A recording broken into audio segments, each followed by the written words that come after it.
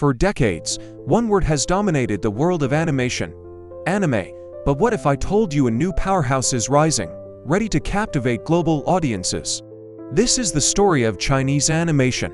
From the breathtaking, fluid combat of Fog Hill of the Five Elements to the heart-wrenching, time-bending drama of Donghua is stepping out of the shadows. It's no longer just an alternative to anime. It's carving out its own powerful, global identity. And trust me, you're going to want to pay attention. Now, you might think Donghua is a recent phenomenon, but China has a surprisingly long history in animation. Believe it or not, Asia's very first full-length animated feature, Princess Iron Fan, came from China way back in 1941. It was a groundbreaking film that even inspired Japanese animators, including the legendary Osamu Tezuka. For many years after that, Donghua developed quietly, primarily for a domestic audience. It often drew inspiration from classic Chinese mythology, folklore, and ink wash painting traditions, creating a style that was uniquely its own. But then, something changed.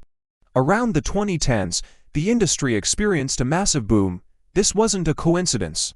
It was fueled by a combination of government support for the cultural sector, the rise of visionary studios like Liner's Animation League and BCMAY Pictures, and most importantly, the massive investment from streaming giants like Bilibili and Tencent Video. Suddenly, creators had the resources and the platforms to bring their ambitious stories to life. And that's when the world started to notice. Series like The King's Avatar, with its electrifying esports action, became a gateway for many international fans. Then came Mo Daozu Shai, or Grandmother of Demonic Cultivation. This series was a cultural reset. Its epic tale of cultivators, mystery, and profound relationships built a massive, dedicated global fandom, proving that stories deeply rooted in Chinese culture could resonate universally. People were captivated by the intricate world building, the complex characters, and the sheer beauty of the animation. Suddenly, Donghua was everywhere. The stylish, comedic action of Scissor 7 landed on Netflix.